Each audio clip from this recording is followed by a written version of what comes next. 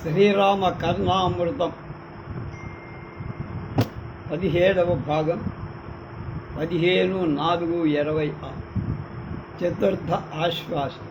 శ్రీరామం జనకాత్మజా కుచతటీ శ్రీగంధ సంగోల్లసత్ వక్షో వీధిముదారమాశ్రితములి ప్రాదుర్భవత్కల్ప బ్రహ్మేశాన ముఖామర స్థుతమజం బ్రహ్మాండ భాండాధిప వందే కోసలకన్యకాసుతమహం వరాసి గర్వాపహం.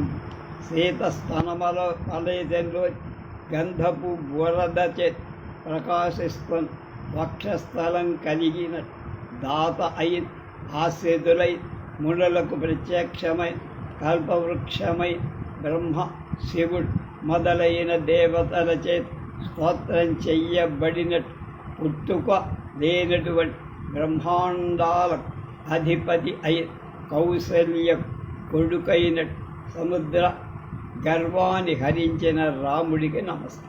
సకేతే మణి నిర్మతే ప్రవిలసత్సౌధాయుతానాం శరే అంతర్గేహమతీత భాను నిలయే చంచత్పతాకోజ్వలే హన్యే ధర్మమయే ఘనవైర్ఘంటాశతై ఆవృతే డోలాకల్ప విహారిణం రఘుపతిం సీతాసమేతం భజే. అయోధ్యలో రత్నాలచే నిర్మింపబడిన ప్రకాశిస్త మేడలలో గృహమధ్యంలో ప్రకాశిస్త జెండాలచే ప్రకాశించేది కనుకనే సూర్యకిరణ ప్రసారం లేనటిది బంగారు వికారాలై గుణ ధ్వని చేసేటువంటి బాహుఘంటలచే ఆవరింపబడి మేడలో ఉయ్యాలలో శయ్యలో విహరించే సీతతో కూడిన రాముణ్ణి సేవ. సాకేతే సౌధబద్ధధ్వజసత మహితే రాజమార్గే విశాలే ఘంటారవి ఉపేతే కనకకుధయుచే గంధనాగేవ సంత దివ్యా కల్పోజ్వలాంగం రథగజత్వరగై ఆవృతం సుప్రసన్న రామం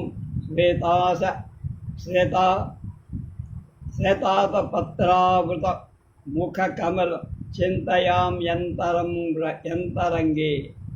అయోధ్యలో మేడలలో కట్టబడిన జెండాల చేత ప్రకాశిస్తూ విశాల రాజమార్గాలు ఘంటల ధ్వనులతో కూడి బంగారం ఆస్తరణాలతో కూడి మొదటకు టేనుగులలో ఉన్నట్టు ప్రశస్తాలైన అలంకారాలతో ప్రకాశిస్తున్న దేహం కల రథముల చేత ఏనుగుల చేత గుర్రాల చేత అలంకరించబడినట్టు మిక్కిలి నిర్మలుడైనట్టు తెల్ల గొడుగుచే ఆవరింపబడిన మొగంగల రాముణ్ణి చిత్తంలో కలుస్తా. సాకేతే మణికోటిభిస్సు సుఖచితే దివ్యాంబరాలంకురే హేమస్తంభ సహస్రకోటి ఘటితే తారాపదాచ్యున్నతే రమ్య స్వర్ణమయే విచిత్ర భవనే దివ్యంతరిక్షే ముదా రామం స్మేరముఖాంబుజం రఘుపతిం సీతాసమేతం భజే.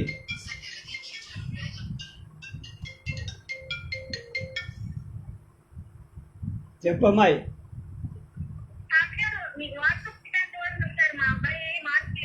వచ్చిందా? సంతోషం. చూస్తా. ఓకే బాబు.